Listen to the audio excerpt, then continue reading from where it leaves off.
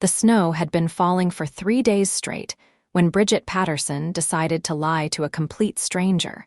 And that lie would change everything. She stood in her corner office on the 42nd floor of the Patterson Industries building, watching the white blanket cover downtown Seattle like powdered sugar. The city looked pristine from up here, almost innocent. Down below, she knew people were struggling. The heating bills were climbing. The roads were dangerous. And somewhere out, there was a man whose number she had gotten from her assistant 3 hours ago, a man who supposedly did emergency plumbing work for reasonable rates. Bridget pressed her perfectly manicured finger against the cold glass window. She was 34 years old, had built a tech empire worth hundreds of millions, and had not felt her heart beat faster for another human being in over 2 years.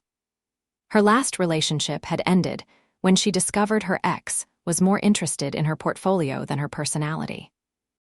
Since then, she had thrown herself into quarterly reports and acquisition deals. But yesterday, something had shifted. She had been at a coffee shop, a rare moment where she was not surrounded by executives and yes men. Her Tesla had been in the shop, and her driver was sick, so she had actually walked 4 blocks in the snow to grab her own coffee. While waiting in line, she had overheard a conversation between the barista and a man in a worn canvas jacket. "How's Emma doing?" the barista had asked. "Good." "Really good. Her grades are back up and she made the basketball team," the man had replied. His voice was deep, warm, genuinely happy. "She was worried about the fees for the uniform, but we figured it out. You are doing such a great job with her, Ben, seriously." Bridget had glanced over. The man was tall, maybe 6'2", with dark hair that needed a trim and a jaw that looked like it had been carved from granite. He had broad shoulders and hands that showed he worked with them. But what had caught her attention was not his appearance. It was the way his whole face lit up when he talked about his daughter. "Just trying to be half the parent she deserves," he had said, and Bridget had felt something crack open inside her chest. She had wanted to talk to him, but her assistant had called with an emergency, and by the time she had finished the call, he was gone. She had asked the barista about him, probably sounding like a stalker. But the woman had just smiled and said his name was Ben Vaughn, that he did odd jobs around the neighborhood, plumbing, electrical, carpentry, whatever people needed. And now Bridget was standing in her office, holding his business card, preparing to pretend she had a plumbing emergency just to meet him properly. It was absurd. It was manipulative. It was completely unlike her. She dialed the number. "Vaughn Services," answered that same warm voice she had heard in the coffee shop. "Hello, yes, I have a plumbing emergency. My pipes, I think they are frozen, or maybe burst. There is water, well, there might be water soon, and it is very cold in my house." She was rambling. Bridget Patterson, who had pitched to venture capitalists without breaking a sweat, was rambling. "Okay, slow down. What is your address? I can be there in about 40 minutes. The roads are pretty bad." She gave him her home address, the penthouse in downtown Seattle with the view of the Sound. After she hung up, she stood there for a moment, wondering what she had just done. Her assistant knocked on the door. "Miss Patterson, the conference call with Tokyo is in 5 minutes. "Cancel it," Bridget said. "Cancel it." "Yes, something came up. Reschedule for tomorrow morning my time." The assistant looked shocked but nodded. In 5 years of working for Bridget, she had never seen her boss cancel a major call for anything short of a natural disaster. Bridget grabbed her coat and headed for the elevator. She had a fake plumbing emergency to prepare for. The drive home should have taken 15 minutes, but in the snow, it took almost 40. By the time she pulled into her building's underground garage, she was actually nervous.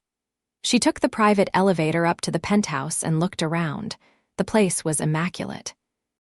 Floor-to-ceiling windows, designer furniture, a kitchen that looked like it belonged in a magazine because it had been in a magazine. It did not look like a place that had plumbing problems.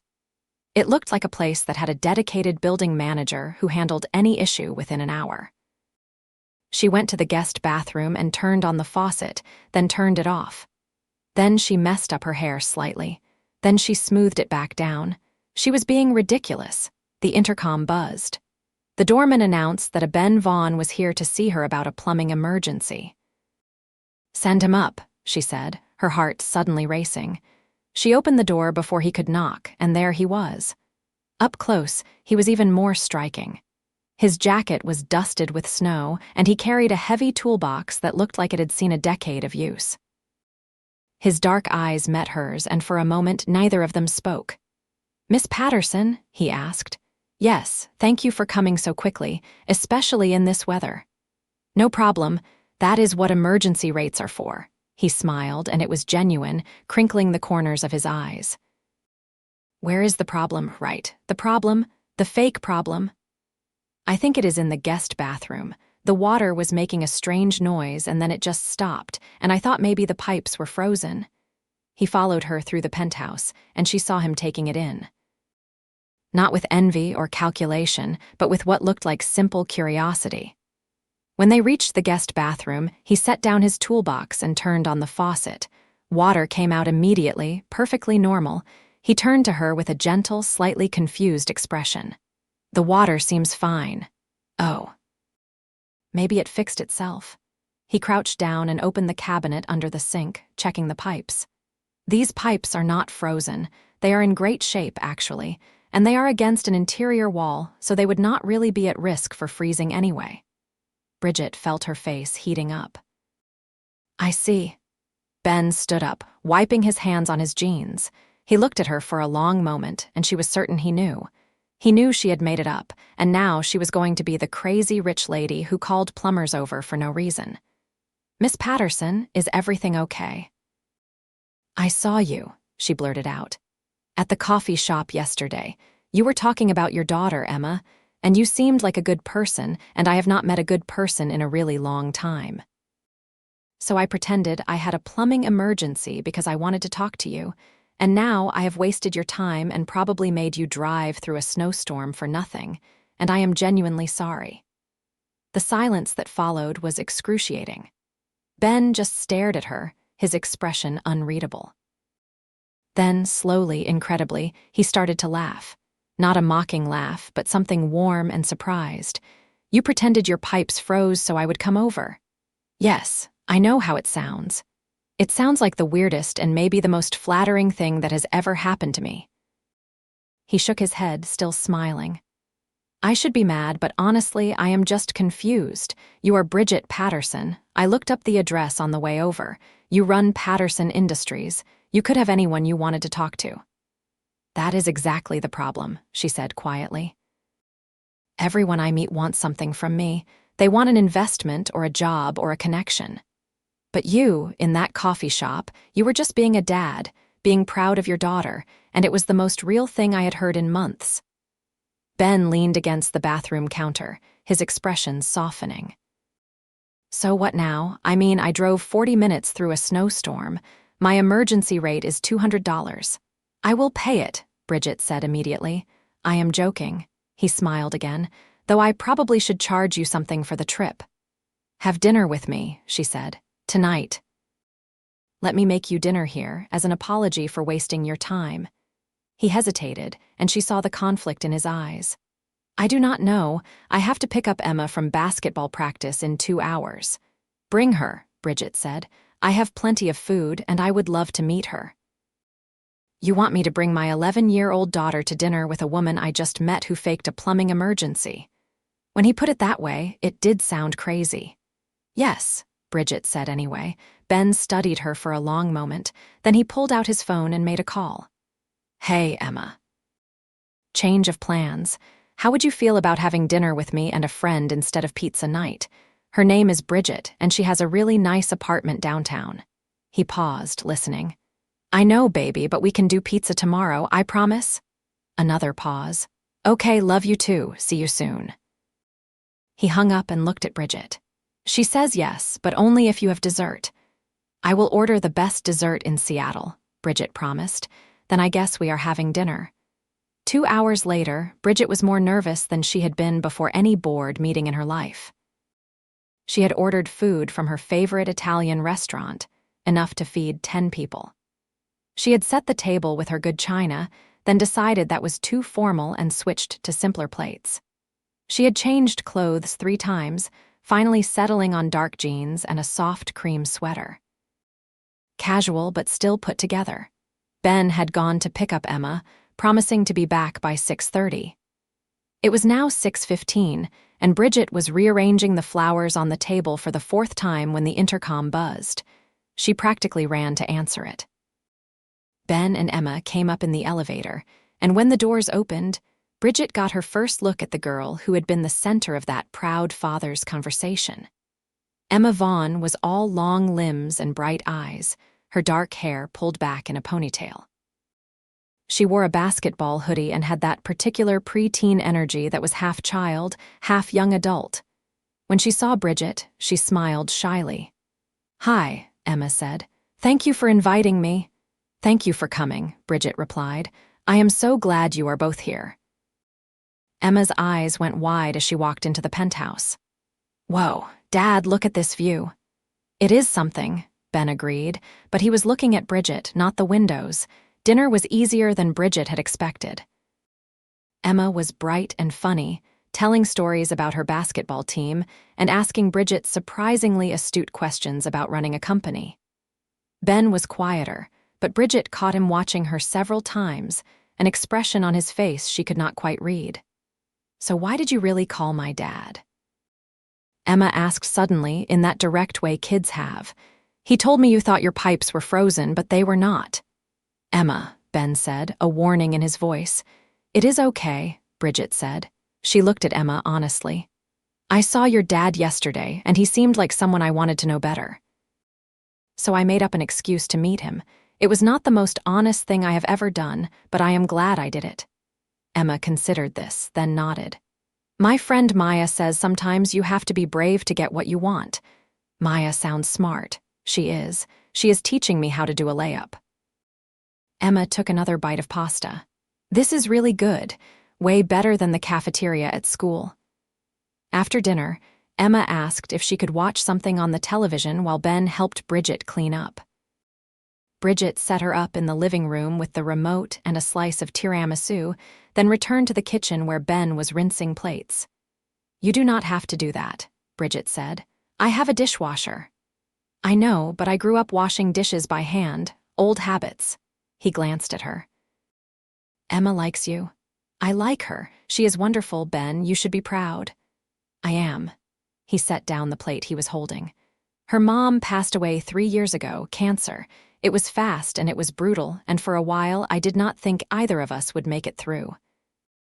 "I am so sorry," Bridget said softly. Emma was 8.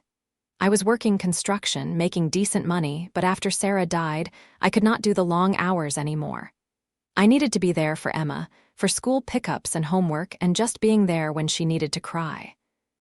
So I started doing odd jobs instead, things I could schedule around her life. It pays less, but I get to be her dad full time." Bridget felt tears prickling her eyes. "That is the most beautiful thing I have ever heard." "Yeah, well, it means we do not live in penthouses." He smiled to take any sting out of the words. "But we do okay. She has what she needs, and she knows she is loved. She is lucky to have you. I am lucky to have her." Ben dried his hands on a towel and turned to face Bridget fully. "Why did you really call me?" "And I do not mean the thing about seeing me in the coffee shop. I mean, why me? You could have anyone. I told you, everyone I meet wants something, and you think I do not. I think you want to take care of your daughter and live your life. I think you are not looking at me and seeing dollar signs or opportunities." She took a step closer. "I think you are just a good man, and those are rarer than you might think." Ben reached out and tucked a strand of hair behind her ear, the gesture so gentle that Bridget felt her breath catch. "I think you are not what I expected." "What did you expect?" "Someone colder.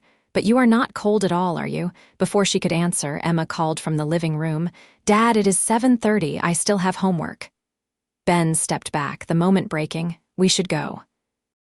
"Okay," Bridget said, trying to hide her disappointment. They gathered their things, and at the door, Emma gave Bridget an impulsive hug. "Thank you for dinner. Can we come back sometime?" Anytime you want, Bridget promised. After they left, the penthouse felt emptier than it ever had before.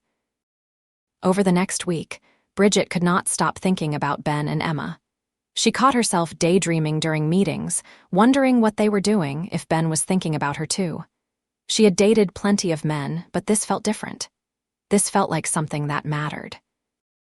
On Friday evening, she did something impulsive again. She called Ben. "Hello," he sounded slightly out of breath. "Hi, it is Bridget. Is this a bad time?" "No, I am just finishing up a job, kitchen sink replacement. What is up?" "I wanted to know if you and Emma would like to go ice skating tomorrow at the indoor rink downtown." There was a pause. "Are you asking me on a date?" "Yes, a date with a chaperone," he laughed, and she loved that sound. Emma would love that. "She has been asking to go skating all winter, but I have been putting it off." "Why?" "Because I am terrible at it, and I did not want to embarrass myself in front of her." "Then you can embarrass yourself in front of both of us." "Well, when you put it that way, how can I refuse?" They met at the rink at 2 in the afternoon. Emma was bouncing with excitement, and even Ben seemed more relaxed than he had at dinner. Bridget had not been skating in years, but it came back quickly.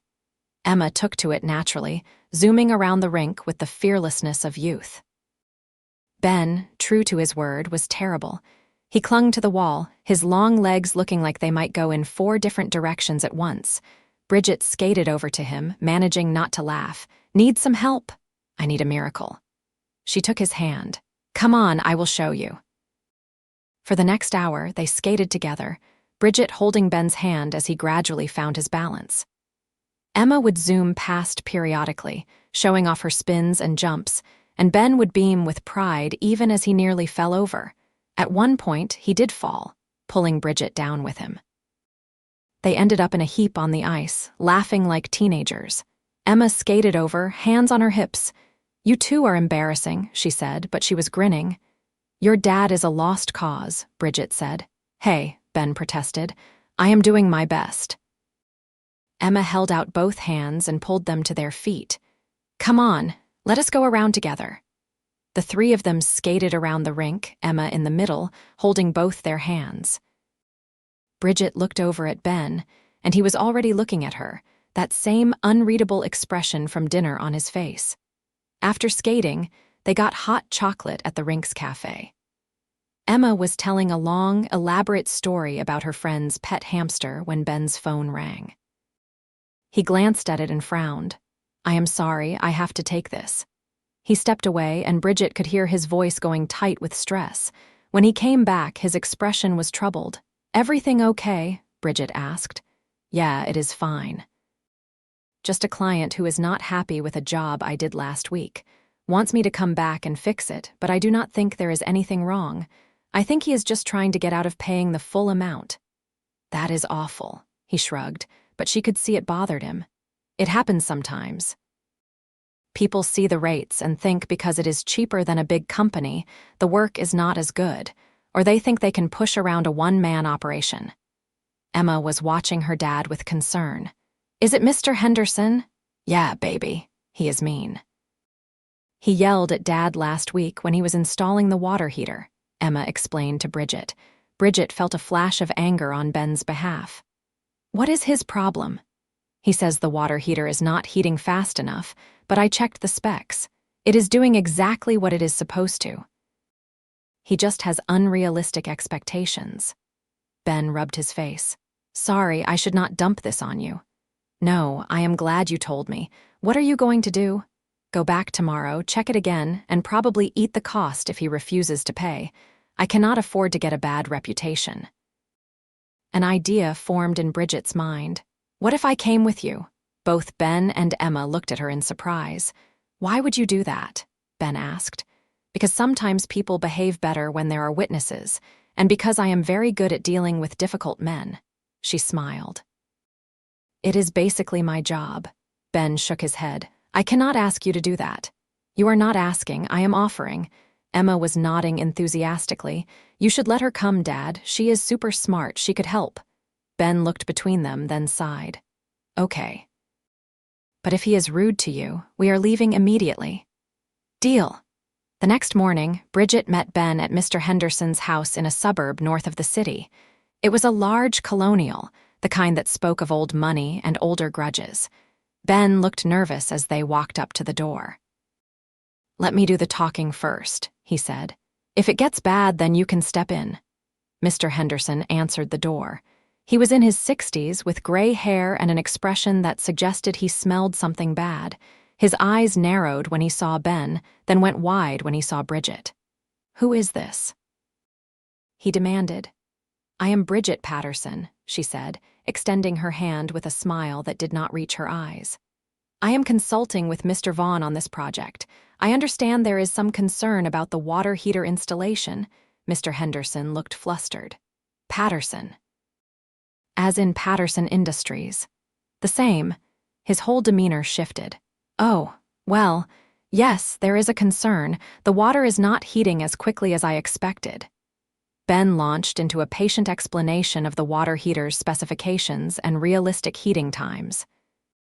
Bridget watched Mr. Henderson's face, seeing the moment he realized he was not going to be able to bully his way out of payment. "But the company I called before quoted me a heater that would heat faster," Mr. Henderson tried. "Then they were selling you something you did not need and overcharging you for it," Bridget said smoothly. "Mr. Vaughn installed exactly what your household requires. Unless you are planning to open a spa, this heater will serve you perfectly for the next 15 years. Now, I believe the outstanding payment is $800. $750, Ben said quietly. $750, Bridget corrected. "Mr. Vaughn has been more than patient. I assume you will be paying by check." 15 minutes later, they were back in Ben's truck, a check for the full amount in his hand.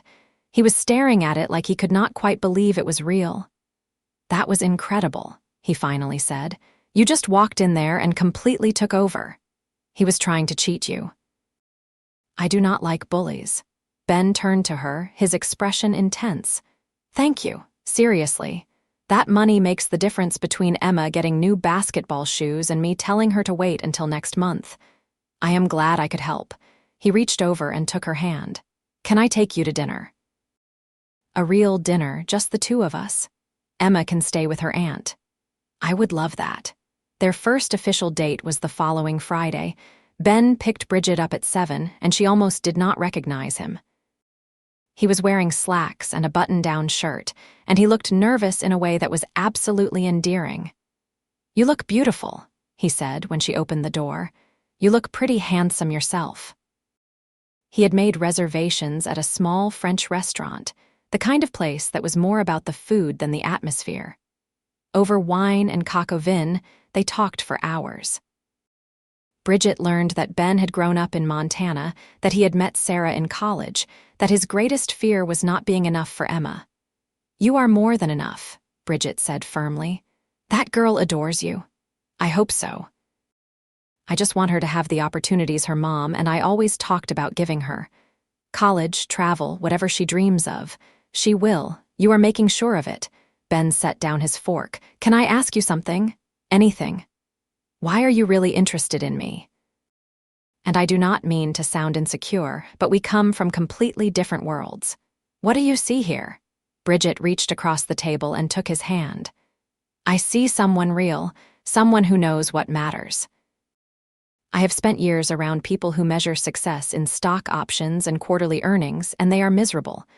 But you measure success in your daughter's smile. That is what I want in my life." "I do not have much to offer you," Ben said quietly. "You have everything I want." He stood up, coming around the table. Right there in the restaurant, he cupped her face in his hands and kissed her. It was soft and sweet and held the promise of more. When they broke apart, the other diners were smiling at them. "I have been wanting to do that since the ice rink," Ben admitted. "I have been wanting you to do that since you checked my perfectly fine pipes." They both laughed, and Bridget thought that maybe, just maybe, she had found something worth more than all her millions. Over the next few months, Bridget and Ben grew closer. She met Emma regularly, and the three of them fell into an easy rhythm. Movie nights at Bridget's penthouse, Sunday breakfasts at Ben's small but cozy house, Emma's basketball games where they both cheered from the stands. Bridget found herself changing in small ways. She left work earlier. She stopped checking her email at midnight. She laughed more. Ben and Emma gave her something she had not even known she was missing, a sense of family, of belonging to something beyond profit margins and board meetings. Ben was changing too. With Bridget's encouragement, he raised his rates and started being more selective about the jobs he took. He was making more money and working fewer hours, which meant more time with Emma and with Bridget. Emma seemed to blossom with Bridget in her life. She had a female role model again, someone to talk to about things she could not discuss with her dad. Bridget taught her about confidence and negotiation, skills Emma immediately started using to convince Ben to extend her curfew. It was not all smooth sailing. There were moments when Ben felt inadequate next to Bridget's wealth. Times when Bridget struggled to understand the constant calculations Ben had to make about money. But they talked through it, learning each other's languages, building something solid. 6 months after their first date, Ben took Bridget back to the ice rink. Emma was spending the night at a friend's house, and it was just the two of them. They skated together, Ben significantly better now after weeks of Emma's coaching. In the middle of the rink, Ben stopped and took both of Bridget's hands. "I have been thinking," he said. "That sounds dangerous." He smiled, but there was nervousness in his eyes. "That first day, when you pretended your pipes were frozen, you said you wanted to meet a good person. But Bridget, you are the good person. You have been so incredible with Emma and with me, and I did not think I could feel this way again after Sarah." "Ben, let me finish. I love you. I have loved you since you confessed to faking that plumbing emergency. And I know we have only been together 6 months, but I also know that I want you in my life forever. Emma wants you in her life forever, so I am asking, will you move in with us?" Bridget's eyes filled with tears. "Your house has 2 bedrooms. I know, I am planning to build an addition. I got a loan approved last week. A master suite with a proper bathroom and a home office for you. It will take about 4 months, but I figured we could make it work in the meantime. You are taking out a loan to build an addition to your house so I can move in?" "Yes, is that okay?" Instead of answering, she kissed him. When she pulled back, she was crying and smiling at the same time. "I love you too, and yes, I will move in with you, but I am paying for the addition. Bridget, no arguments, let me do this, please." He searched her face, then nodded. "Okay. But I am doing all the work myself." "Deal."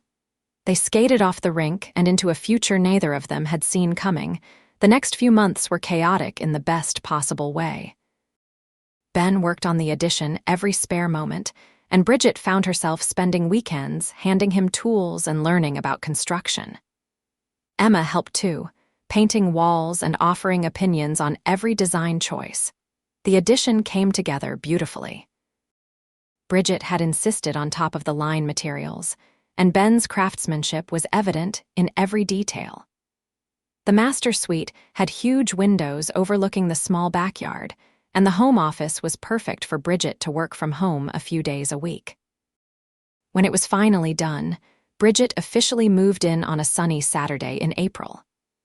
Emma had made a banner that said, "Welcome home," and hung it over the front door.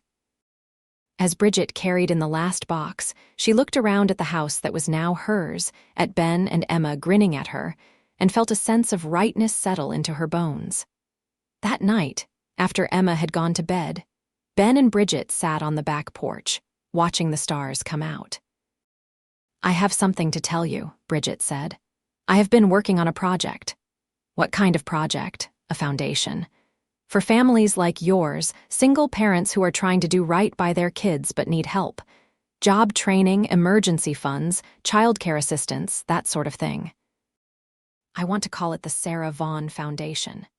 Ben's eyes went bright with tears. "You want to name it after Sarah?" "If that is okay with you and Emma. I never met her, but she raised an amazing daughter and loved an incredible man. I think her name should help other families stay together." Ben pulled her close, his voice rough with emotion. "That is the most beautiful thing anyone has ever done. Sarah gave me you and Emma. It is the least I can do to honor her memory." They sat there holding each other as the night grew darker and the air got cooler. Two people from different worlds who had found their way to each other through fake pipes and real love. Emma's 12th birthday came in May, and they threw a party in the backyard. Emma's basketball team came, along with several kids from school and Emma's aunt and cousins. Bridget had arranged for a professional basketball player from the Seattle Storm to make a surprise appearance, and Emma's face when she walked into the backyard was something Bridget would remember forever. Later, when the party had wound down and it was just the three of them cleaning up, Emma came over to Bridget. "Can I ask you something?" "Of course, sweetie." Emma glanced at Ben, who was loading the dishwasher. "Are you going to marry my dad?" Bridget's heart skipped. "Would that be okay with you if I did?" "Yeah, I think it would be really cool, actually. I know you are not trying to replace my mom or anything, but I like having you here. It feels like a family again." Bridget hugged her tight. "I like being here, and I love both you and your dad very much." "So is that a yes?" "That depends on if he asks me." Emma grinned.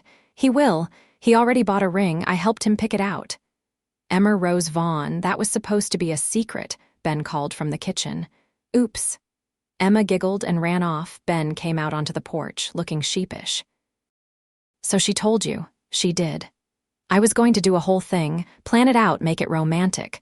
Bridget stood up and walked over to him, wrapping her arms around his waist. "Everything you do is romantic."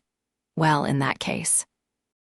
He dropped to one knee right there on the porch, pulling out a small velvet box. "Bridget Marie Patterson, you faked a plumbing emergency and turned my whole life around. You love my daughter like she is your own. You make me believe in second chances. Will you marry me?" The ring was perfect, a simple diamond solitaire that caught the last rays of the setting sun. "Yes," Bridget said, tears streaming down her face. "Yes, absolutely yes." Ben slipped the ring on her finger and stood, kissing her as Emma whooped from where she had been definitely not spying from the kitchen window. They were married 3 months later in a small ceremony in Ben's backyard, the same backyard where they had celebrated Emma's birthday. Emma was the maid of honor, and Bridget's assistant was the best woman. The guest list was small, just close friends and family, because that was what mattered to both of them. Bridget wore a simple white dress, and Ben wore a suit that Emma had helped him pick out. When they exchanged vows, there was not a dry eye in the backyard. "I promise to always be honest with you," Bridget said, "except about plumbing emergencies, which I will continue to fake if it means getting your attention." Everyone laughed, and Ben shook his head, grinning. "I promise to fix every real plumbing emergency you will ever have," he said. "And to love you exactly as you are, pipe problems and all." They kissed as husband and wife, and Emma cheered louder than anyone. The reception was catered by the Italian restaurant where Ben and Bridget had their first real date. They danced to a song Sarah had loved, something Ben had asked Bridget about beforehand. She had said yes immediately, understanding that Sarah would always be part of their family, part of Emma's history and Ben's heart, and that was okay. During the father-daughter dance, Bridget watched from the sidelines, her heart full. Emma and Ben moved around the floor, both of them laughing, and Bridget thought about how much had changed since that snowy day when she had lied to a stranger. After the father-daughter dance, Emma came over and took Bridget's hand. "Can we dance too?" "I would love that." They went out onto the floor, and Emma surprised her by leading. "I have been practicing," she explained. "You are doing great. Thank you for marrying my dad and for being here. I know I am not your real daughter, but sometimes it feels like you are my real mom." Bridget's eyes filled with tears again. "Emma, you are absolutely my real daughter, not by blood, but by choice, and that is just as real." Emma hugged her tight, and they swayed together until the song ended. That night, after all the guests had gone home and Emma had finally fallen asleep, Ben and Bridget sat on their porch swing, her head on his shoulder. "Best day of my life," Ben said. "Well, tied with the day Emma was born. I will take a tie." He kissed the top of her head. "I cannot believe you are my wife." I cannot believe I am a wife at all. I never thought this would happen for me. Why not? Because I always thought I had to choose between my career and a family, but with you, I get both. You have never asked me to be less than I am. Why would I? I fell in love with exactly who you are. They rocked in comfortable silence, the summer night warm around them. Ben, yeah, thank you for answering the phone that day, he laughed softly. Thank you for faking a plumbing emergency. Life settled into a new normal after the wedding. Bridget kept her role as CEO, but she restructured her schedule to work from home 2 days a week. Ben's business continued to grow, and he eventually hired 2 employees, expanding from a one-man operation to a small company. The Sarah Vaughn Foundation launched to incredible success, helping hundreds of families in its first year. Emma thrived. With the financial pressure off, she could focus on school and basketball, and she excelled at both. She started coming to Bridget with homework questions and boy problems, treating her like a trusted confidant. They had their own traditions now, monthly shopping trips and Sunday breakfast prep while Ben slept in. A year and a half after the wedding, Bridget and Ben sat Emma down for a conversation. "What is this about?" Emma asked, immediately suspicious. She was 13 now, all attitude and intelligence. "We want to talk to you about something," Bridget said. "We have been thinking about having a baby." Emma's face cycled through several emotions. "A baby, like a real baby. That is typically how babies work," Ben said dryly, "but I would not be the only kid anymore." "No," Bridget said gently, "but you would always be our first kid. And you would be a big sister, which is a pretty special role." Emma thought about this. "Would the baby take my room?" "No, we would build another addition, add a couple more bedrooms." Ben reached over and squeezed Emma's hand. "You are the most important person in this equation. If you are not comfortable with this, we will not do it." Emma looked between them. "You would really not have a baby if I said no?" "Yes," they said together. She processed this for a long moment. Then, slowly, she smiled. "I think it would be cool to be a big sister.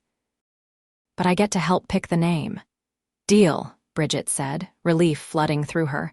3 months later, Bridget took a pregnancy test and saw 2 pink lines. She walked into the kitchen where Ben was making breakfast, held up the test, and watched his face transform with joy. "Are you serious?" he asked, very serious. He picked her up and spun her around, both of them laughing. Emma came downstairs, took one look at them, and shrieked, "Is it happening? Are you pregnant?" "I am," Bridget confirmed. Emma ran over and hugged them both. "This is the best day ever." "Can we tell my friends? Can we start thinking about names? What if it is a boy? I have never had a brother." The pregnancy was easier than Bridget had expected. She had good doctors and a husband who doted on her and a stepdaughter who talked to her belly every night. They found out at 20 weeks that they were having a boy, and Emma immediately started making lists of names. They eventually settled on Henry Benjamin Vaughn, after both Ben's father and Sarah's father. Emma approved, declaring it a good, strong name for her little brother. Henry was born on a snowy January morning, almost exactly 3 years after Bridget had first called Ben about fake frozen pipes. The labor was long but straightforward, and when Ben laid their son in Bridget's arms, she understood in a completely new way what mattered in life. Emma came to the hospital that afternoon and held Henry with the careful intensity of a 13-year-old who understands the weight of responsibility. "Hi, Henry," she whispered. "I am your big sister, Emma. I am going to teach you everything I know." Watching Emma with Henry, Bridget felt her heart might burst.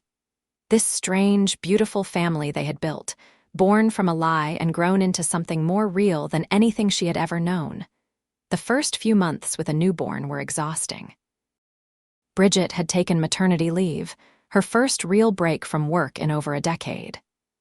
Ben scaled back his hours, and Emma helped with everything from diaper changes to midnight feedings. One night, when Henry was 2 months old and finally sleeping through the night, Bridget and Ben collapsed into bed together. "We did it," Ben said. "We survived the newborn phase. Barely." Emma was amazing. Did you see how she got him to stop crying this afternoon? She is a natural. She learned from the best, Bridget said, snuggling closer. You are an incredible father, Ben Vaughn. We are a pretty good team, all four of us. Bridget thought about this family they had created, so different from what she had imagined for herself, but so much better than her wildest dreams. The best team. As Henry grew, the family dynamics shifted and settled. Emma was devoted to her little brother, teaching him to clap and showing him how to stack blocks. Ben juggled his business with fatherhood for the second time, older and hopefully wiser. Bridget found herself understanding in new ways what Ben had sacrificed when Sarah died, the choice to put a child first, even when it cost you professionally. The Sarah Vaughn Foundation continued to grow, and Bridget made sure Emma was involved in appropriate ways. They visited families the foundation helped, and Emma saw firsthand how her mother's name was making a difference. On what would have been Sarah's 40th birthday, Ben took Emma to the cemetery while Bridget stayed home with Henry. When they returned, Emma came to find Bridget in the nursery. I told Mom about Henry, Emma said, and about you. I think she would have liked you. I hope so. I like her daughter very much. I told her I am okay, that I miss her, but I am okay, because of Dad and because of you. Emma looked down at Henry sleeping in his crib. And because I have this little guy to look out for. Bridget hugged her stepdaughter. Your mom would be so proud of you. I know. Dad told me that too. Time continued its march forward. Emma started high school and made the varsity basketball team as a freshman. Henry took his first steps, said his first words, became a toddler with Ben's dark eyes and Bridget's stubborn determination. Ben's company grew to 10 employees, then 15. He moved out of the house and into a real office, something he had never imagined when he was doing odd jobs to make ends meet. But he never forgot where he came from, and he made sure to hire people who needed second chances, single parents and folks down on their luck. Bridget stepped back from day-to-day operations at Patterson Industries, transitioning to chairman of the board and focusing more on the foundation. She had proven what she needed to prove in the business world. Now she wanted to focus on what mattered. On their 5th wedding anniversary, Ben surprised Bridget with a trip. Emma was 16 now and old enough to watch Henry for a weekend with her aunt as backup. They flew to Montana, to the small town where Ben had grown up. He took her to the ranch where he had learned to fix things, where his father had taught him that honest work was nothing to be ashamed of. He showed her the creek where he had proposed to Sarah, and instead of being jealous, Bridget felt grateful for the life that had shaped him. I wanted you to see where I came from, Ben said as they stood looking out over the rolling hills. This place, these people, they made me who I am. I love who you are. I know, and I love that you fake plumbing emergencies to meet handymen. He grinned at her. That is my favorite thing about you, my most endearing quality. Absolutely. He kissed her soft and sweet. Thank you for taking a chance on me, Bridget, on us. Thank you for answering the phone. They spent the weekend exploring Ben's childhood, meeting his extended family, hearing stories about young Ben getting into trouble. Bridget soaked it all in, loving this glimpse into the man she had married. On the plane ride home, Ben took her hand. I have been thinking. Always dangerous. He smiled. I want to adopt Henry. Bridget looked at him in confusion. What do you mean, you are his father? Legally, yes, but I want to adopt Emma, officially, make her my daughter in every way, including on paper. Her heart clenched. Ben, you do not have to do that. I know I do not have to, I want to. Emma is my daughter. She has been since the day I met you. I want it to be official. Tears filled Bridget's eyes. Have you asked her? Not yet. I wanted to talk to you first. I think it is a beautiful idea. They asked Emma that night, sitting her down in the living room after Henry had gone to bed. At 16, Emma was poised between childhood and adulthood, but when they explained what they wanted to do, she cried like she was little again. You want to adopt me? She asked Bridget. Like really adopt me, if you want that. You would still be Emma Vaughn, but I would legally be your parent, and you would have say in the matter. At your age, the court takes your wishes into account. Emma looked at Ben. What about Mom? Your mom will always be your mom, Ben said firmly. Nothing changes that, but Bridget has been your mom in all the ways that matter for 5 years now. This just makes it official. Emma turned back to Bridget. You really want to do this, more than anything? Okay, yes, let us do it. The adoption process took 6 months, but finally, the court date arrived. Emma stood before a judge in a courthouse in downtown Seattle, Bridget and Ben on either side of her, Henry squirming in Ben's arms. The judge asked Emma if this was what she wanted, and Emma said yes, her voice clear and strong. When the gavel came down, Emma was legally Bridget's daughter. They celebrated with lunch at Emma's favorite restaurant, and afterward, Emma linked arms with Bridget. Hey, Mom, she said, testing out the word. Bridget's heart soared. Hey, daughter. That sounds pretty good. It sounds perfect. Life moved on, as it always does. Emma graduated high school with honors and a full basketball scholarship to the University of Washington. She moved into the dorms, but she came home every Sunday for dinner, just like they had done since Bridget first moved in. Henry started kindergarten, all bright energy and endless questions. He adored his big sister and wanted to do everything she did. Emma was patient with him, teaching him to dribble a basketball in the driveway and reading him stories before bed when she visited. On a Saturday morning in October, 10 years after Bridget had faked that plumbing emergency, she and Ben took Henry to the park. Emma met them there, bringing her girlfriend to meet the family. They spread out a blanket and had a picnic, watching Henry chase after a soccer ball. I have been thinking, Emma said. That is my line, Ben protested. Emma laughed. I have been thinking about the foundation. When I graduate, I want to work there, help run it, expand it. Bridget felt pride swell in her chest. We would love to have you. I want to focus on helping kids specifically, kids who lost parents like I did, help them find resources and support. That is a wonderful idea, Bridget said. Ben was quiet, his eyes suspiciously bright. Your mom would be proud, Emma, of the woman you have become. Both my moms, Emma corrected gently. Later, when Emma and her girlfriend had left and Henry was napping in the car, Ben and Bridget sat on the bench, his arm around her shoulders. Can you believe it has been 10 years? Ben asked. Some days it feels like yesterday, other days I cannot remember life before you. Best fake plumbing emergency ever, Bridget laughed. I should probably confess something. Oh no, what now? The pipes in the guest bathroom actually were making a weird noise that day.